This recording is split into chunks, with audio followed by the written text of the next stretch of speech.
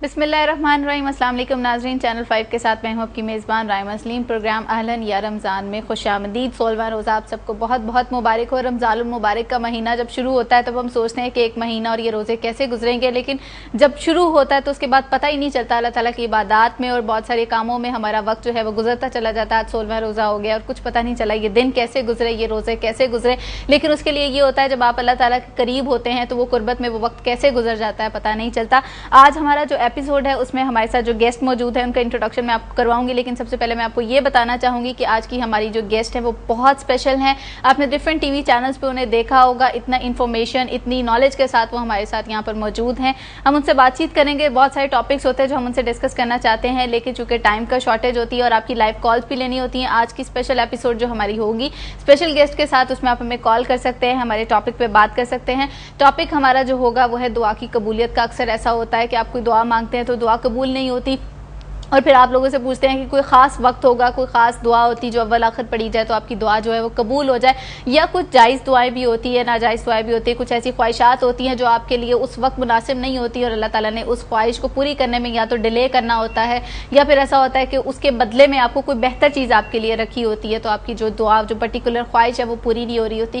क्या ऐसे केसेस होते हैं या नहीं होते, कि इसके लिए क्या इंप्रूवमेंट है, उसके लिए हम लोग बात करेंगे। हमारे साथ जो गेस्ट मौजूद है उनका नाम है सईदा खानम तैयबा बुखारी साहिबा। उनसे हम लोग मिलेंगे और बातचीत करेंगे। आप भी हमें कांटेक्ट कर सकते हैं हमारे टॉपिक पे बात करने के लिए। नंबर और मैसेज करने का तरीका जो है वो आपकी टीवी स्क्रीन पर आ रहा होगा।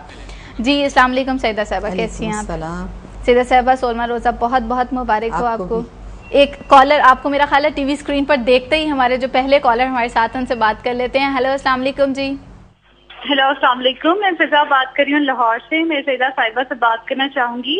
जी जी बताएं, क्या पूछना चाहती हैं आप? आपसे सवाल करना चाहूंगी कि दुआओं की कबूलियत के हवाले से मैंने पूछना है कि हम अक्सर दुआएं करते हैं, बहुत सारी दुआएं करते हैं, वो कबूल क्यों नहीं होती? क्या उनके लिए कोई मखसूस घड़ी होती है, या रोजा रखते हैं, नमाज पढ़ते हैं, इबादत करते हैं, लेकिन अक्सर दुआएं ऐसी होती हैं जो कबूल नहीं होती हैं, तो उस हवाले से क्या कहेंगी? सही, ठीक है, आपको इसका जवाब दे देते हैं। Thank you so much for your call. Saeeda साहब आपको टीवी स्क्रीन पर देखा है और देखते ही जो हमारी पहली कॉलर जो है वो आपके सामने है। इस पे हम बहुत चैनल्स पे बड़ी गुफ्तगू कर चुके हैं, मगर कुछ बातें ऐसी हैं जो अभी नहीं भी हो सकी इस मौजू की। ये मौजू बहुत बड़ा मौजू है, दुआ का मौजू बहुत बड़ा मौजू है, और दुआ एक ऐसा अमल है जो खालिक की कायनात की तलब है, उसकी तमन्ना है, उसकी आरजू है कि अब्द माबूद की बारगाह से ख़ुद को वाबस्ता रखे, उसकी बारगाह के साथ मुर्तबित रहे, अब्द का माबूद के साथ मुसलसल तसलसल के साथ इर्तिबात बाकी व बरकरार रहे। बसा औक़ात दुआएं कबूल नहीं होती हैं, इसकी भी हज़ारों वजूहात हैं। बसा औक़ात वजह ये होती है कि आप आदाब व शराइत दुआ के साथ आए हैं, आपने तमाम वो ज़मज़मा हाय तस्बीह जो खालिक कायनात ने आपको तालीम किया, इमाम हुदा ने किए, वो अपने लबों पर जारी किए, लेकिन इसके बावजूद दुआ शरफ़ इस्तिजाबत से हमकिनार नहीं हो रही।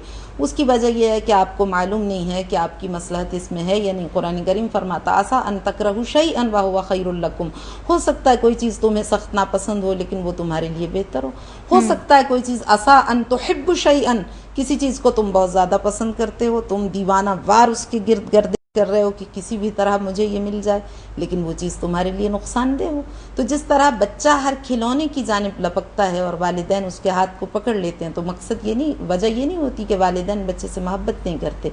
वालिदैन तो अपना सब कुछ बच्चे पे निसार कर चुके होते हैं और उनकी ज़िंदगी का मकसद वो बच्चा होता है, लेकिन चूँकि वो ये जानते हैं कि ये चीज़ इसके लिए मुज़िर है, ये मुफीद नहीं है, ये इसके लिए अच्छी नहीं है, ये जैसे आपने बताया भी नहीं है। खिलौना जो है वो तो एक जायज़ चीज़ है ना, हर बच्चा जो भी जिस किस्म का भी खिलौना देखेगा वो उसकी तरफ लपकेगा ही, लेकिन जब बच्चा है वो तो फिर किसी भी चीज़ की तरफ लपक सकता है, वो आग होगी। मगर खिलौना भी हर एक तो वालिदैन नहीं ज़रूरी समझते ना कि इसको दिलवाएं, इसके लिए मुनासिब नहीं है, उसके लिए पढ़ाई के भी औकात हैं, उसके लिए और भी काम है। इसी तरह से और किसी खतरनाक चीज़ की जानिब भी बढ़ सकता है। मसलन बच्चे को नहीं पता कि सांप कितना खतरनाक है और वो सांप मुतहर्रिक है, उसको अच्छा लग रहा है, वो उसकी जानिब बढ़ रहा है, तो क्या वालिदैन उसको उसकी जानिब बढ़ने देंगे? हरगिज नहीं। और इसके लिए अगर वालिदैन को बच्चे को पनिश भी करना पड़े, उस पर तशद्दुद भी करना पड़े, तो वो करेंगे, इसलिए कि उनके सामने एक बड़ा मकसद है, बच्चे की बका उनके लिए ज़्यादा ज़रूरी है, इसलिए वो बच्चे को एक थप्पड़ भी लगा सकते हैं।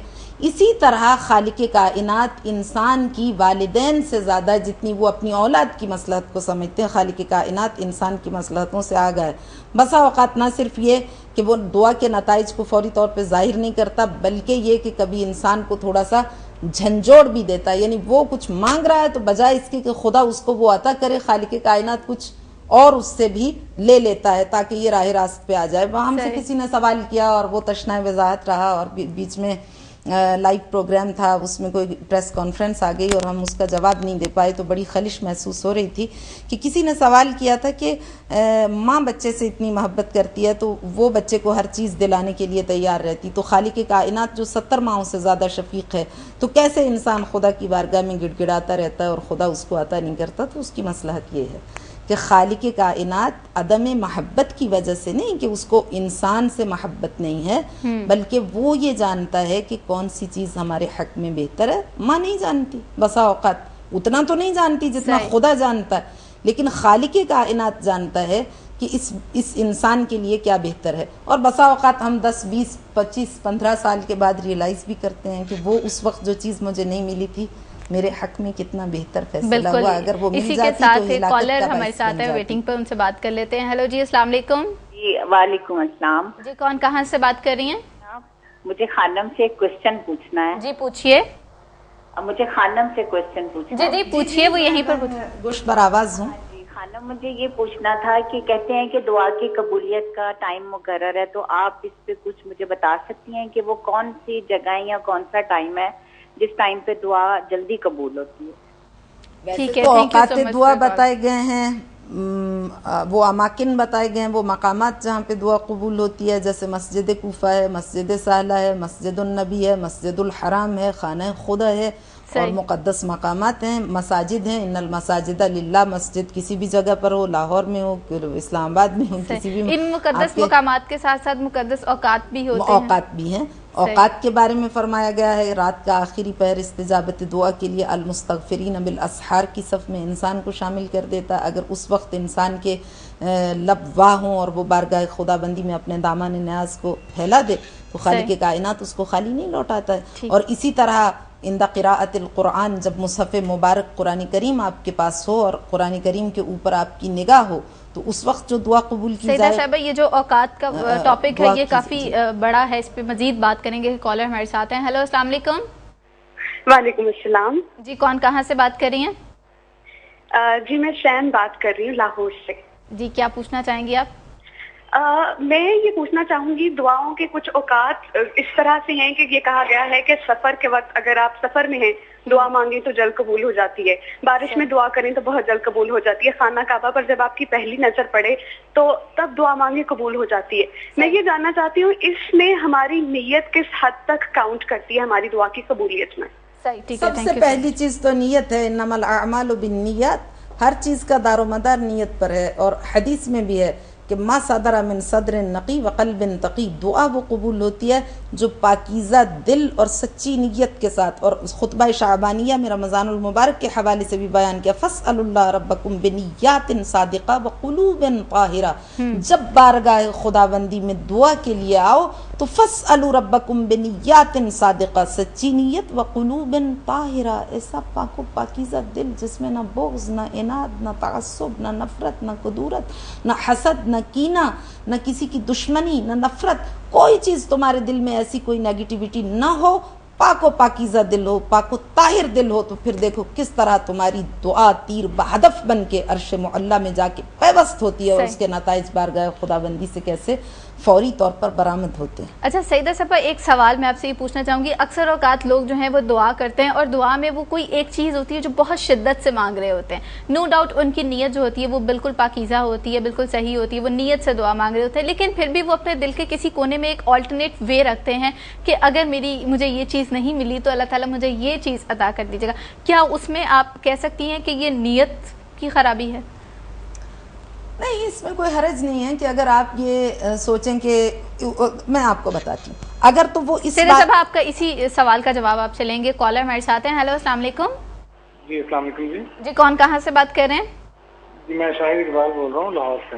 جی کیا جاننا چاہتے ہیں آپ؟ میں یہ جاننا چاہ رہا ہوں کہ دعا اگر قبول نہیں ہوتی تو اس کے پیچھے کیا ریزن ہو سکتے ہیں؟ کیا ایسا ہے کہ دعا واقعی قبول نہیں ہوتی؟ صحیح، ٹھیک ہے، آپ کو اس کا جواب دیتے دعا ہیں۔ تو قبول ہوتی ہے، مگر بسا اوقات دعا کی اجابت جو ہے وہ تھوڑی مؤخر ہو جاتی ہے، اور اس کے لیے حدیث میں فرمایا گیا کہ انہو لیتمنى المؤمن انہ لم یستجب لہ دعوت فی الدنیا مما یرا من حسن الثواب. جب انسان مومن بارگاہ خداوندی میں قیامت میں آئے گا مرنے کے بعد، اور وہ اس اجر و پاداش و جزا و ثواب کو دیکھے گا جو خالق کائنات نے ان دعاؤں کے، یہ آپ کے اکاؤنٹ میں جمع ہوتی رہتی ہیں. جب آپ دعا کرتے ہیں دنیا میں تو آپ سوچتے ہیں شاید دعا قبول ہی نہیں ہو رہی، کیونکہ اس کے نتائج آپ کی مرضی کے مطابق برآمد نہیں ہو رہے. وہ دعائیں جمع ہو رہی ہیں خدا کی بارگاہ میں، اور ایک عظیم الشان ثواب بن کے آپ کے درجات خدا کی بارگاہ میں بڑھ رہے ہیں. جب انسان مرتا ہے تو وہ کہتا ہے کہ لیسا ھذا کتابی ما ھذا کتابی، یہ میرا نامہ عمل نہیں ہے، میں نے یہ نیکیاں کب کی؟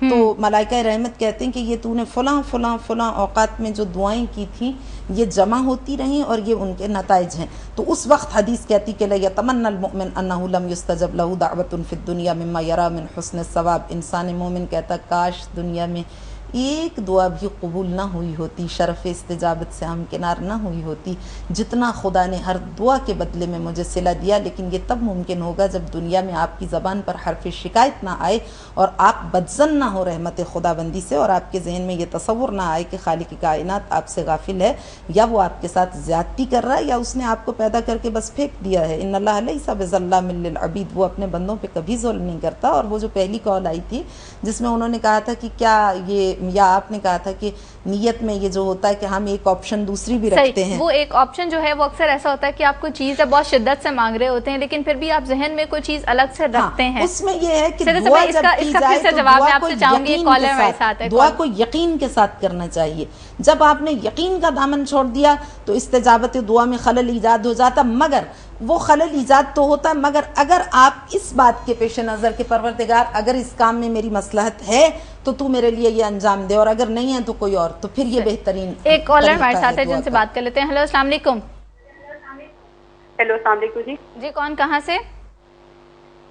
ہیلو، لاہور سے نورین بول رہی ہوں جی. جی نورین، کیا پوچھنا چاہتی ہیں آپ؟ جی میں یہ پوچھنا چاہتی ہوں کیا کہ یہ اس بات میں کتنی صداقت ہے کہ دعا سے تقدیر بدل جاتی ہے؟ اگر کہ کوئی شخص اپنی بدقسمتی کے ساتھ پیدا ہوا ہے، یعنی کہ اس کو ویری فرسٹ ڈے ہی لکھ دیا جاتا ہے کہ اس کی کیا قسمت ہے، تو کیا بعد میں کوئی مثلا وہ کس طریقے سے دعا سے وہ اپنی قسمت کو بدل سکتا ہے؟ ٹھیک ہے، آپ کو اس کا جواب دے دیتے ہیں. Thank you so much for call. ایک اور کالر ہمارے ساتھ ہیں. ہیلو، السلام علیکم. ہیلو، السلام علیکم. جی کون، کہاں سے بات کر رہی ہیں؟ میں گلشن اقبال سے بات کر رہی ہوں. جی کیا پوچھنا چاہتی ہیں آپ؟ میرا طیبہ بخاری سے یہ سوال ہے کہ کیا جراب موزے پہننا ضروری ہے اسلام میں؟ سوال ریپیٹ کیجیے گا اپنا. آپ ٹی وی کا والیوم کچھ کم کر دیں تو پھر سنائی دے گا. جی ہاں، ٹی وی کا والیوم کم کریں، اپنا سوال ریپیٹ کیجیے گا. اسلامی طور پر موزے پہننا ضروری ہے؟ موزے پہننے کی بات ہو رہی ہے، شاید وہ ساکس پہن. چلیں ٹھیک ہے، آپ کو اس کا جواب دیتے ہیں. ٹھیک ہے.